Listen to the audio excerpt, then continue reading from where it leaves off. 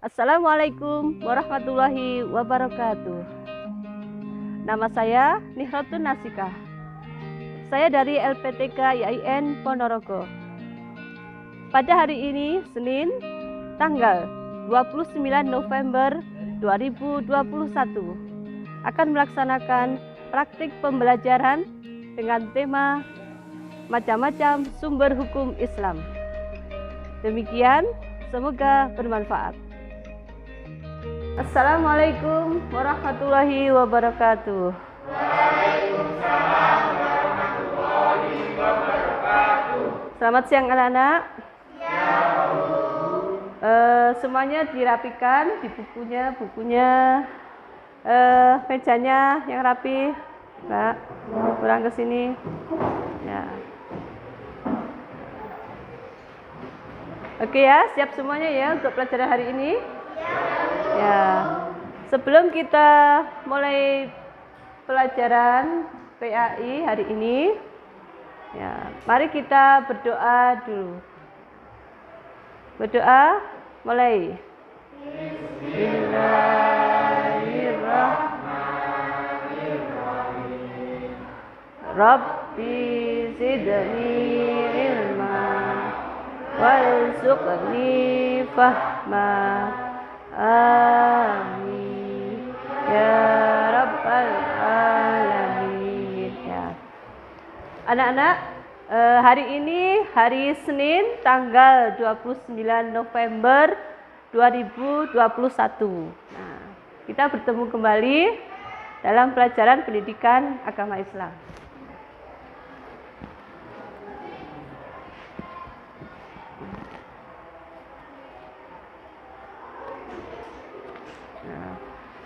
Sebelum kita memasuki pelajaran selanjutnya, kalian masih ingat apa yang pernah kita pelajari pada minggu yang lalu?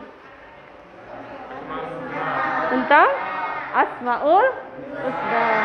Coba, apa arti Asmaul Husna? Siapa yang bisa? Berdiri. Berdiri, ya. Asmaul Husna adalah nama-nama yang baik bagi Allah. Ada? Ya, bagus. Kalau seseorang itu suka menolong orang lain, suka meringankan beban orang lain, nah, Asmaul Husna apa yang diteladani oleh orang tersebut? Siapa yang bisa? Apa? Al-Karim, ya. Lalu siapa yang bisa membuat contoh Al-Matin?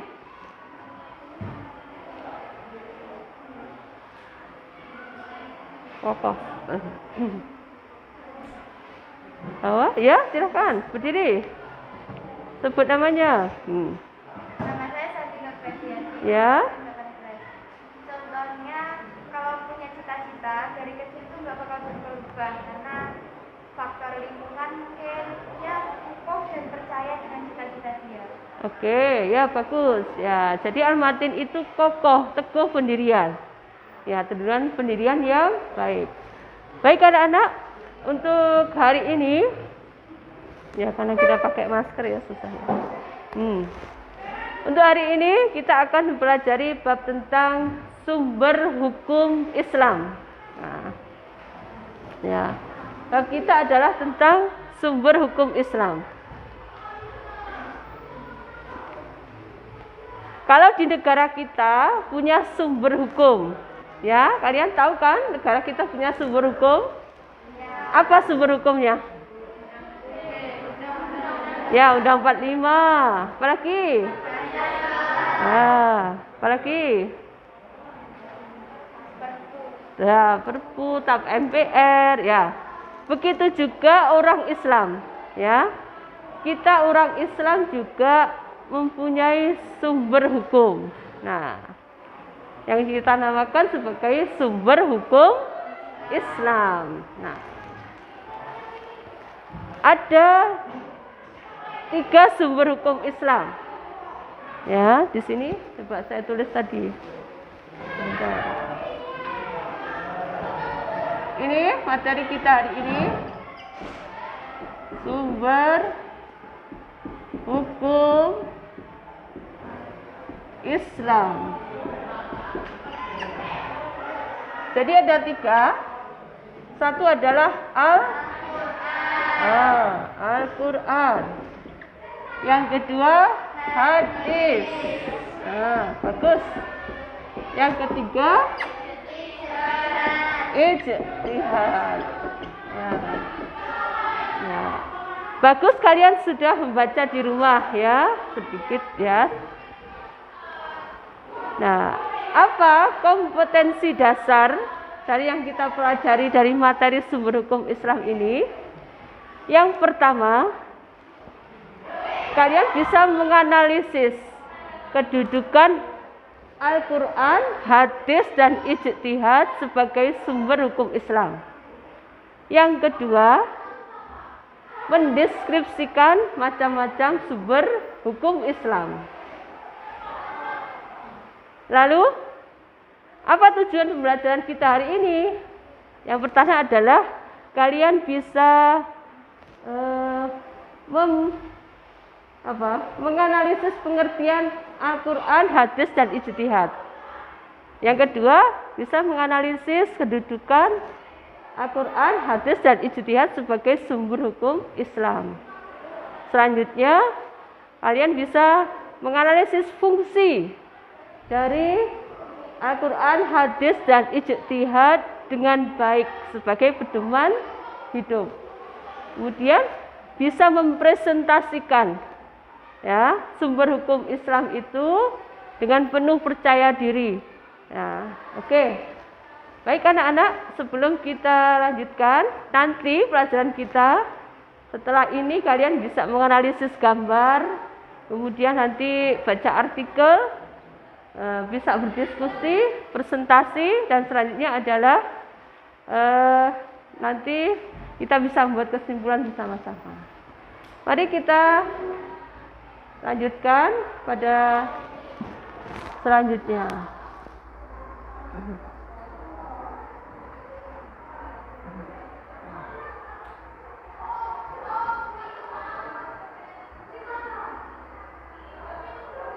Coba kalian lihat itu gambar semuanya. Nah, analisis gambar. Coba dari gambar ini apa yang bisa kalian ambil sebuah deskripsi apa yang bisa dilihat dari gambar ini? Coba angkat tangan yang bisa. Ya, berdiri Mbak. Siapa namanya? Ya, Santi. Namanya Santi. Oke. Nanti yang bisa saya beri nilai ya. Jadi kalian harus bersemangat. Oke, Santi, silahkan. Gambar tersebut menceritakan tentang seseorang yang sedang tersesat di dalam hutan.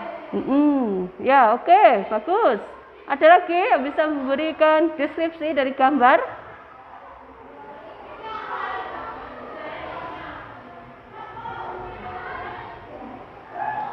Ya. Silakan sebut namamu. Namanya siapa? Oh, Siti ya.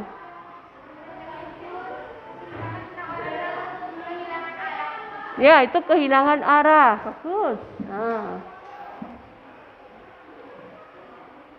Lanjut. Nah, kalian tinggal melihat gambarnya. Nah, itu saja. Nah, apa lagi? Coba. Apa yang bisa kalian deskripsikan dari gambar itu?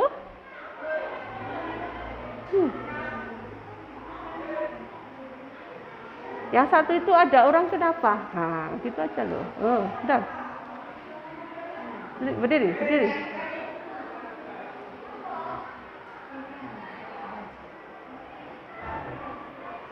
Ya? Ya, istighfar. Berdiri. Itu menjelaskan tentang seseorang yang mungkin keadaannya dalam pikirannya tidak tenang, depresi, dan membutuhkan suatu ketenangan. Oke, baik ya. Oke anak-anak. Ini tak dia dari awal sebentar. Nah, coba kalian gambar ini. Nah, itu adalah orang yang kebingungan, ya kan? Tidak punya arah. Nah, kemana itu harus? Nah, itu juga semuanya juga begitu. Gambar berikutnya tadi, ini orang yang resah, ya kan? Gelisah. Ini juga orang yang, nah kalau orang di tengah laut, nah pasti tidak tahu arah, ya kan? Kecuali punya ada kompasnya, ya, ada radar, barangkali begitu. Nah, ketika orang tidak punya arah, apa yang diperlukan? Iya, sebuah petunjuk. Apalagi tadi? Ya, penunjuk arah, pedoman, ya kan? Nah, kalau seorang tidak punya pedoman, tidak punya petunjuk, lah itu gambarannya. Nah, begitu juga manusia yang tadi tidak punya pedoman, tidak punya petunjuk arah. Nah, makanya itu, inilah orang Islam diperlukan pedoman, penunjuk arahnya. Nah, ini Al-Quran, hadis, ijtihad. Oke, ya.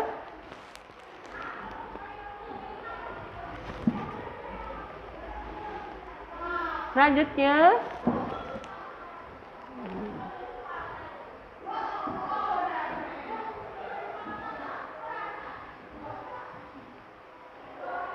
nah, pengertian sumber hukum Islam. Nah, ini sumber hukum Islam adalah, nah, kamu lihat di situ, rujukan, landasan atau dasar dalam pengambilan hukum Islam.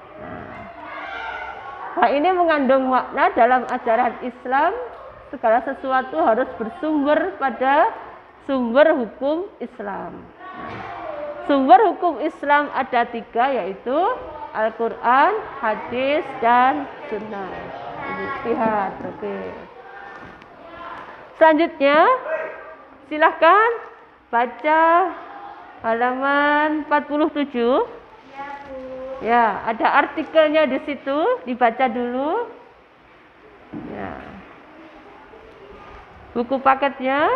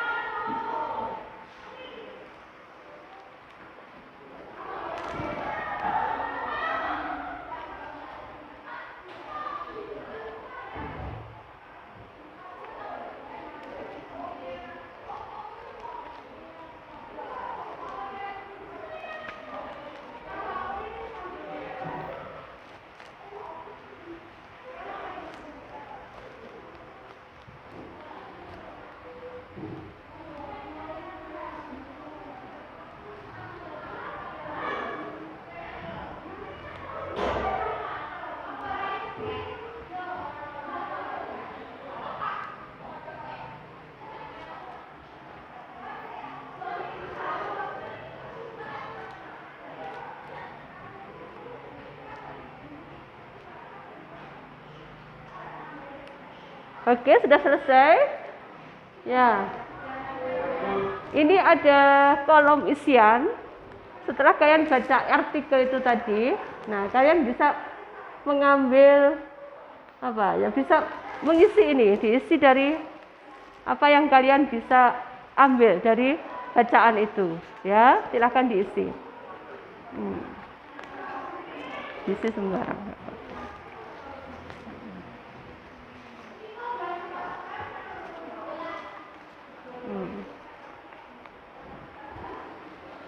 Ini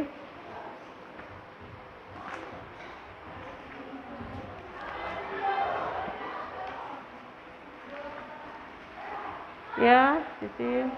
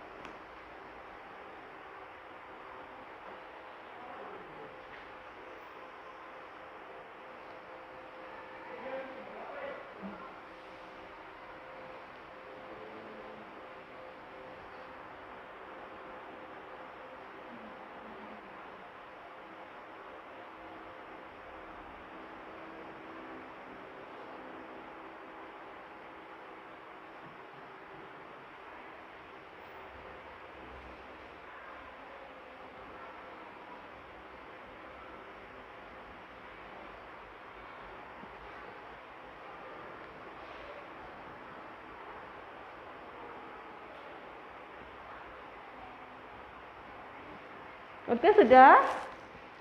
Cukup? Ya, sudah dikumpulkan ya. Dikumpulkan ke depan. Sini. Ya, dikumpulkan sana.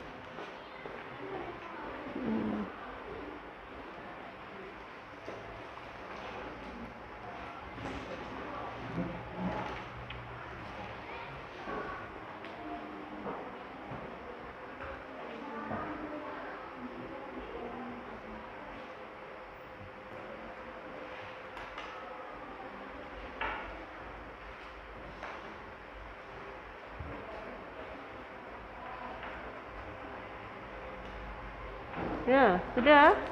Bagus, ya.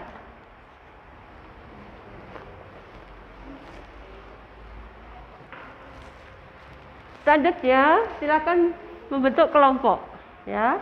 Jadi kelompoknya masing-masing. Nanti kita buat PowerPoint. Jadi ada masalah yang harus kalian pecahkan dalam kelompok. Silakan untuk berdiskusi, berkolaborasi. Silakan cari pemecahannya dari berbagai sumber. Tidak harus dari buku, bisa dari browsing, dari internet atau dari artikel-artikel yang lain. Oke, silakan berkelompok dulu.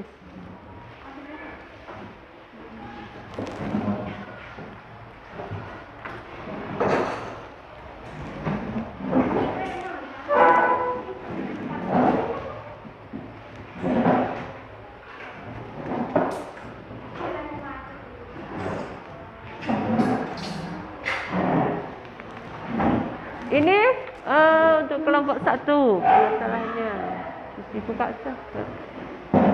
Laptopnya sudah ada ya? Ya, silakan dikerjakan.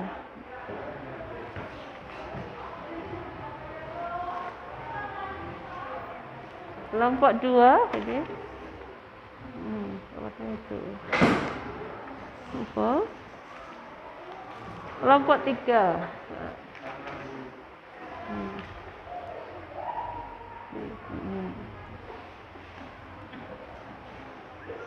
Nah, apa?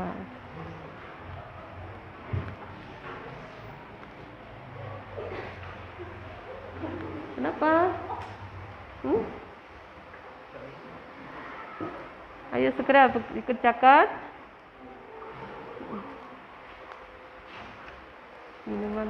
Minuman sudah taruh di. Kamu tak ada baca bukunya, dibuka bukunya.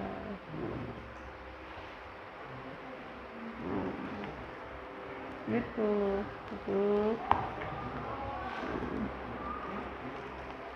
Jadi nanti yang slide 1, jadi slide 2 ini aja apa nanti sampai ini. Ya ini slide 3, tinggal nulis saja. Hah? Ayatnya kan ya ngerti surat An-Nisa ya, enggak salah.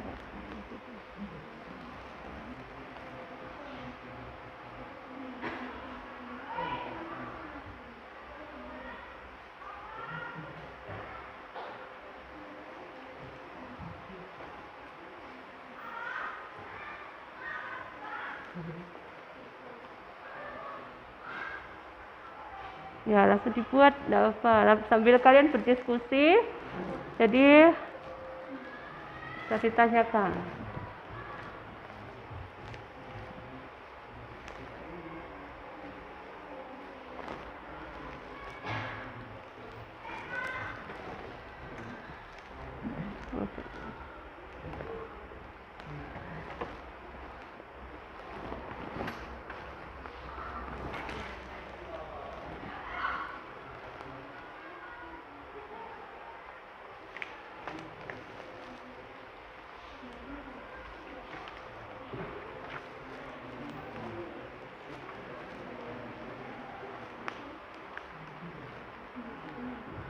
Ya, seperti itu.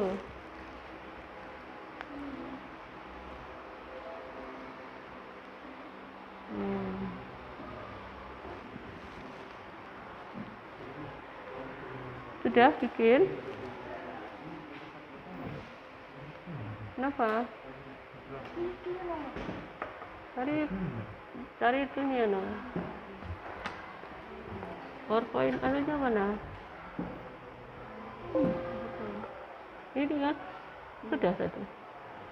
Langsung aja itu.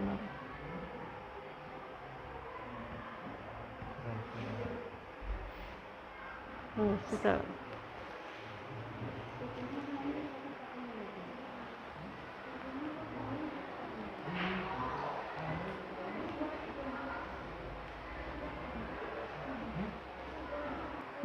Baik, sudah selesai diskusinya? Sudah. Ya. Kemudian sekarang kita akan presentasi satu ya, masing-masing kelompok. Silakan. Filenya tadi sudah dimasukkan situ ya, jadi nanti tinggal itu. Semuanya hadap ke depan. Hadap ke depan, Mas. Ke depan semuanya. Sudah. Ya. Silakan kelompok 1. Di sini. Filenya tadi.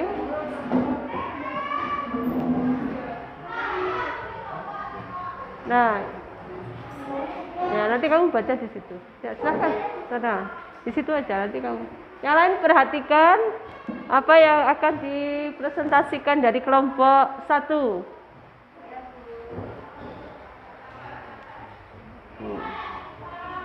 Nah. Jadi hasil diskusi dari kelompok 1, sumber hukum Islam adalah Al-Quran.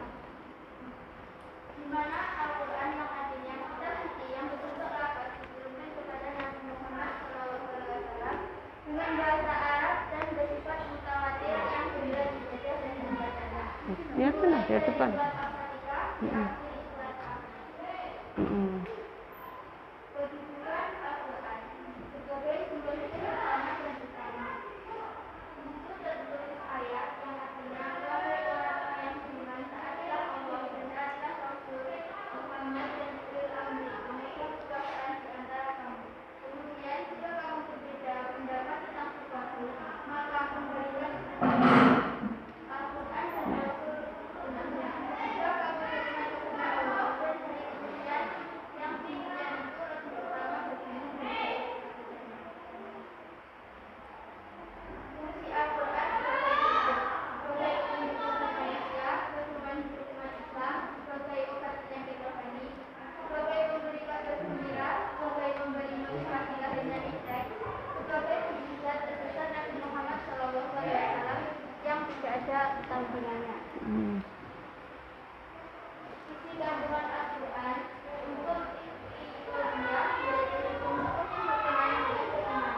Kedua, untuk hukum-hukumnya yaitu hukum-hukum yang berkenaan dengan akhlak. Ketiga, hukum amaliyah atau ibadah yaitu hukum-hukum yang berkenaan dengan pelaksanaan syariat secara khusus segala perbuatan para mukallaf berupa ibadah mahdah dan beriman. Oke. Kamu yang ada yang bertanya. Mungkin dari teman-teman ada yang ingin ditanyakan? Oh ya, silakan. Dari kelompok 2 ada yang bertanya ya. Pertanyaan untuk kelompok 1. Ketika Nabi Muhammad menyatakan diri bahwa beliau utusan Allah dan diberi wahyu, apakah manusia langsung percaya? Lalu bagaimana kehidupan mereka? Berdiri. Jawab. Orang kafir Quraisy tidak langsung menerima adanya wahyu atau Al-Quran, sehingga kehidupan mereka belum memiliki pedoman. Karena itu, akhlak dan akhlaknya belum sesuai turunan Al-Quran. Ya. Jadi pada zaman Nabi itu sebelum ada Al-Quran, kehidupan mereka masih jauh dari nilai-nilai Al-Quran. Jadi belum ada pedomannya. Makanya mereka hidupnya hidup pada dikatakan zaman jahiliyah. Bagus, kelompok 1, terima kasih. Tepuk tangan untuk kelompok 1. Ya. Selanjutnya kelompok 2, silakan untuk presentasi. Untuk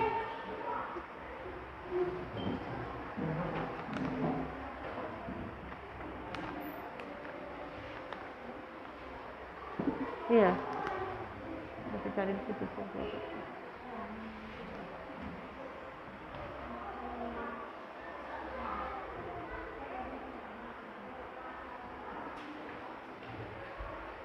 Silakan kelompok 2. Kami dari kelompok 2 akan mempresentasikan tentang hadis. Di sini pengertian hadis adalah as-sunnah atau hadis menurut bahasa ketetapan, cara, fungsi hadis terhadap Al-Quran, menjelaskan ayat-ayat masih umum, memperkuat pernyataan dalam Al-Quran, menjelaskan maksud dari ayat, menetapkan hukum baru yang tidak ada dalam Al-Quran.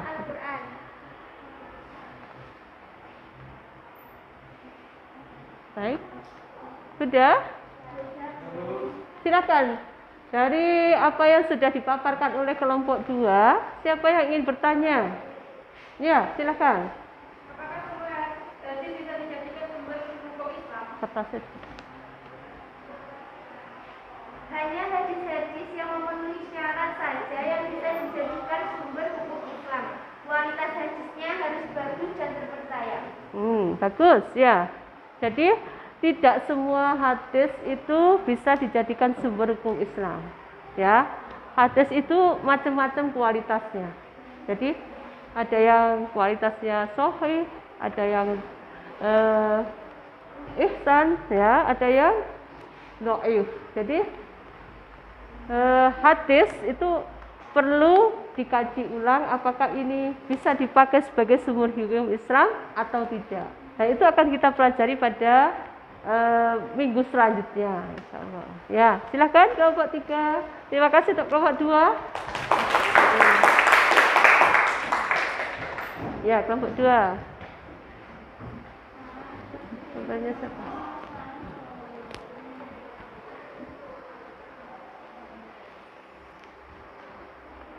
Silakan kelompok 2 untuk menjelaskan. Di sini nggak apa. Di situ aja. Ijtihad sebagai sumber hukum Islam. Pengertian ijtihad atau dari lafaz ijtihad yang artinya mencurahkan tenaga dan pikiran. Menurut istilah mencurahkan segala seluruh kemampuan berpikir untuk menetapkan suatu hukum.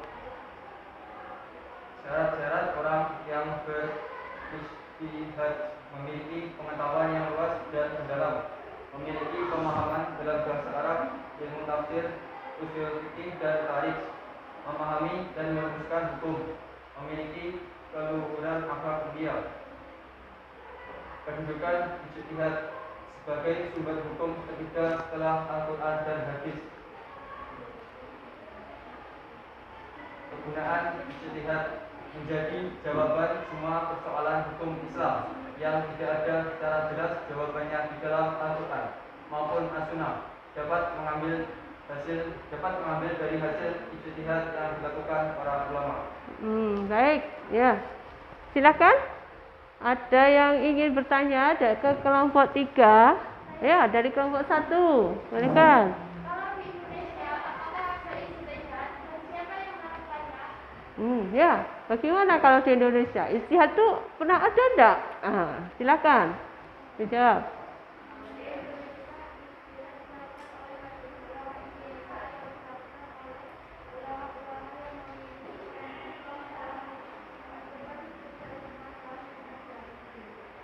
Ya, ijtihad dilakukan oleh ulama-ulama yang kompeten, ya, yang mempunyai syarat-syarat yang disebutkan di slide tadi.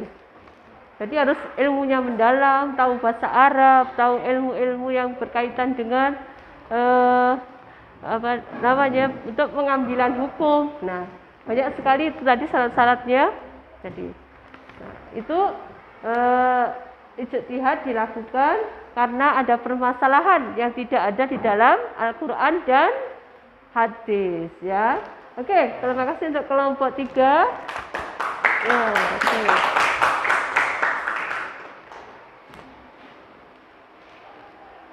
Baik anak-anak, ini tadi kita sudah presentasi, ya. Bagus sekali presentasinya. Ya, perlu saya garis bawahi di sini. Ijtihad yang dilakukan ulama tidak boleh bertentangan dengan apa yang ada di Al-Quran dan yang ada di hadis, ya. Oke, tadi itu. Sebelum kita akhiri atau kita lanjutkan pada pertemuan selanjutnya, Silakan ini LKPD-nya dikerjakan dulu. Ini tinggal ya ini LKPD, lembar kerja peserta didiknya. Jadi nanti sebagai evaluasi dari pelajaran kita hari ini. Nanti saya ada penilaiannya. Silahkan pilih aja pilih. Ya, salah. Silakan. Ya, silakan dikerjakan dulu.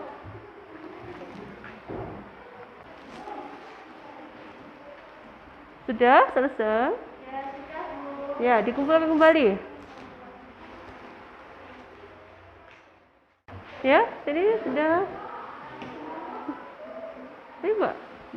Sudah selesai. Oke.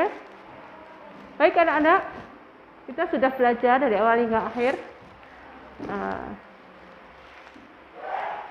Kesimpulan dari pelajaran sumber hukum Islam ini apa? Siapa yang bisa menyimpulkan? Ya, silakan berdiri ya, silakan. Santi ya, ya Santi. Kesimpulannya yang pertama, sumber hukum Islam ada 3. Yang pertama Al-Quran, kedua hadis, dan ketiga ijtihad. Yang kedua, kedudukan Al-Quran sebagai sumber hukum Islam, yaitu yang utama dan pertama. Kedua, kedudukan hadis sebagai sumber hukum Islam itu ada di bawah Al-Quran atau yang kedua. Dan yang terakhir, kedudukan ijtihad sebagai sumber hukum Islam merupakan kedudukan yang ketiga atau setelah Al-Quran dan Al-Hadis. Oke, bagus. Ya. Selanjutnya? Ya, silakan Yusifah. Kesimpulannya adalah Al-Quran, hadis, dan ijtihad memiliki fungsi masing-masing sebagai sumber hukum Islam. Ya, bagus. Oke. Kalian sudah belajar dari awal hingga akhir dengan baik sekali, ya. Nanti saya kirim Google Form, ya, sebagai refleksi. Jadi kalian bisa menulis di situ apa yang kekurangan apa dari pembelajaran hari ini. Nah, apa kesulitannya, apa yang harus diperbaiki untuk pembelajaran selanjutnya, ya. Nanti bisa saya kirim Google Form-nya dan kalian tinggal kirim balik ke saya, ya. Oke. Untuk di rumah silahkan kalian saya beri tugas untuk mengidentifikasi apa saja perilaku-perilaku di dalam keluarga kalian yang tidak sesuai dengan sumber hukum Islam, ya. Nanti diidentifikasi, minggu depan dikumpulkan. Baik anak-anak, pelajaran kita hari ini sudah selesai. Saya harap kalian tetap berpegang teguh terhadap Al-Quran, hadis, dan ijtihad. Ya. Kita akhiri. Assalamualaikum warahmatullahi wabarakatuh. Waalaikumsalam warahmatullahi wabarakatuh. Ya, sudah.